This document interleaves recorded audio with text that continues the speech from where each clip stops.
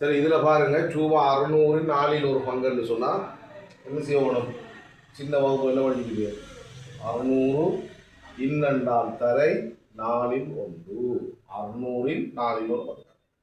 அப்போ 4ஆல் வகுத்தால் 1, இங்கே 4ஆல் வகுக்கிற நேரம் 15, மீதி ஒரு சைவர் இருக்குது. ஆகவே எவ்வளோ வரப்போகுது? ரூபா 150 வரப்போகுது. சரியா? ரூபா 150 அதுக்குரிய எவ்வளோ வரப்போகுது அதை எழுதிடுங்க. மற்றொரு கேள்வி அதில் போட்டிருக்கு பார்ப்போம். சீரான கதியில் செல்லும் வண்டியின் கதி வந்து பாருங்க, ஒரு வண்டியின் கதி எவ்வளவு தந்திருக்கு? 30 km/h தந்திருக்கு. ஆகவே 150 கிலோமீட்டர் தூரத்துக்கு போறதுக்கு எவ்வளவு நேரம் எடுக்கும்? 150 கிலோமீட்டரை கடக்கிறதுக்கான நேரம் கேள்வி. சரியா? 30 km/h வேகத்தில் செல்லுது. 150 கிலோமீட்டரை போறதுக்கு எவ்வளவு நேரம் எடுக்கும் என்று கேட்டால், இந்த 30 km/h இதுல விளக்கம் என்ன? ஒரு மணித்தியாலத்தில் 30 கிலோமீட்டர் வேகம், அதாவது ஒரு மணித்தியாலத்தில் 30 கிலோமீட்டர் தூரத்தை கிடக்கலாம். அதை நம்ம நிகர்மாறா பார்த்த வேண்டாம். 30 கிலோமீட்டருக்கு ஒரு மணித்தியாலம் தேவை. ஆகவே எவ்வளவு? 150 கிலோமீட்டருக்கு நேரம் கேட்குறாங்க. அப்போ பாருங்க, சைவர் வெட்டுப்படுது. 3 ஒரு முறை 3ஆல் வகுத்தால் இங்கே வகுத்தால் 5. ஆகவே 5 மணித்தியாலங்கள் தேவைப்படும். எழுதிக் கொள்ளுங்க, எழுதிக் கொள்ளுங்க.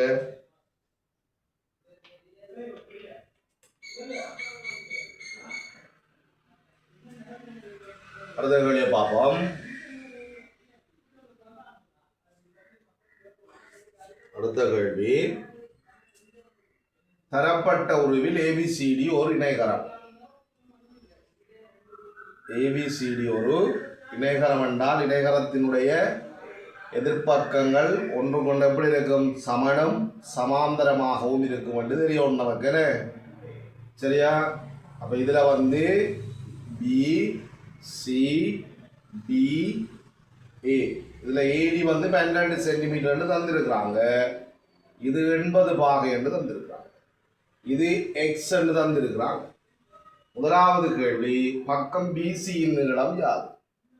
என்ன சொல்லணும்? அதுவும் 12 சென்டிமீட்டர் தான். என்ன? அதுவும் 12 சென்டிமீட்டர் தான். எதிர்ப்பக்கங்கள் ஒன்று கொண்டு சமனும் சமாந்தரமாக இருக்கும் இணைகரம். அது எக்ஸின் வருமானம் கேட்டால் எதிர்கோணங்களும் சமன் தான் இணைகரத்துக்கு. ஆகவே 80 பாகை. சரியா? 80 பாகை. அதே நேரம் உங்களுக்கு ஏடிசி இந்த கோணம் கேட்டா எங்க இருக்கு? இந்த கோணம் ஏடிசி இங்க இருக்கு. எவ்வளவு வரும்? இது ரெண்டுமே நேய கோணங்கள். என்ன பாருங்க, சமாந்தர கோடுகளுக்கு இடையில வார கோணம் நேய கோணங்களோட கூட்டுத்தொகை 180. அப்ப 180 என்றா ரெண்டு கோணமும் சேர்ந்து இந்த 80 என்ன செய்யணும்? நீங்க கழிச்சு விட்டீங்கன்னா 100 பாகை என்று வரும். வழி எடுங்க.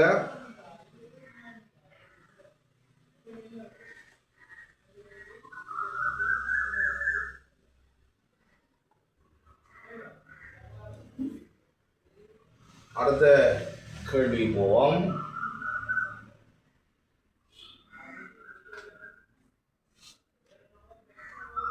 அடுத்த கேள்வியை பாருங்க. சலவை இயந்திரம் ஒன்றின் பெறுமதி, அதாவது ஒரு பொருளின் பெறுமதி ரூபா 80,000. ஒரு சலவை இயந்திரத்தில் பெறுமதி ரூபா 80,000. இறக்குமதியின் போது தீர்வை 8% அறவிடப்படுகின்றது. தீர்வையாக 8% அறவிடப்படுகிறது. எனின் தீர்வை பணம் எவ்வளவு கேட்டால் 100க்கு 8% அறவிட்டால் 80,000க்கு இப்படி போட வேணும். 2 0 2 0 8 64, மீதி 2 0 இருக்கு. ஆகவே ரூபா 6400 அதுக்குரிய விடையா இருக்கு.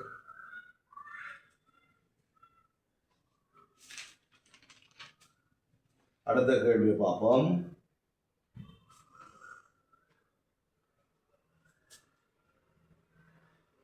G சமன் 2π ரூட்டுக்குள்ள வர்க்கமூலத்துக்குள்ள L/G. இதுல ஜியை எழுவாய் மாற்றம் செய்யட்டார். ஸ்மால் ஜியை எழுவாய் மாற்றம் செய்யட்டார். இது எழுவாய் மாற்ற கேள்வியா? சரியா? எழுவாயாக்க சொல்லிட்டார்.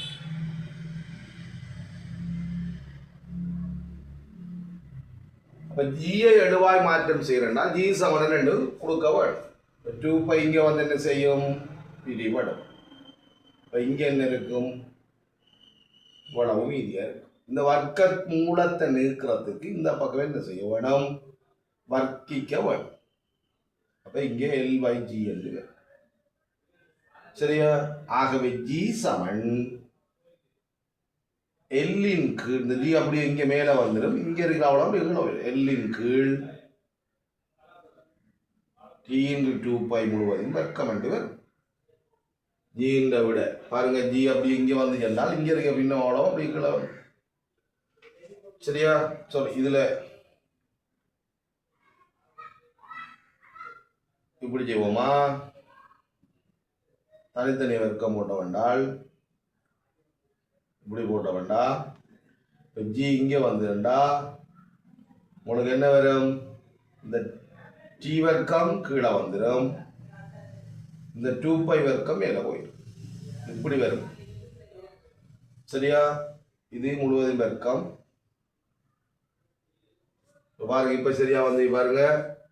ஏன்னா இங்கால நாங்கள் வர்க்க மூலத்தை நிறுத்துறதுக்கு மறுபக்கம் வர்க்கம் போட்டு விட்டா சரி. அப்போ டி வர்க்கம் 2π வர்க்கம் என்று வரும். இப்போ நாங்கள் ஜி சமன் 2 கொடுக்கணும். இப்போ ஜி எங்கே கொண்டு போன வேண்டாம், ஜி இருக்கிற இடத்துல டி வர்க்கம் வரும். இது 2π வர்க்கம் இங்கே போய் பெருக்கப்படும். இருக்கிறது பெருக்கும், பெருக்கிறது விரிவடும்.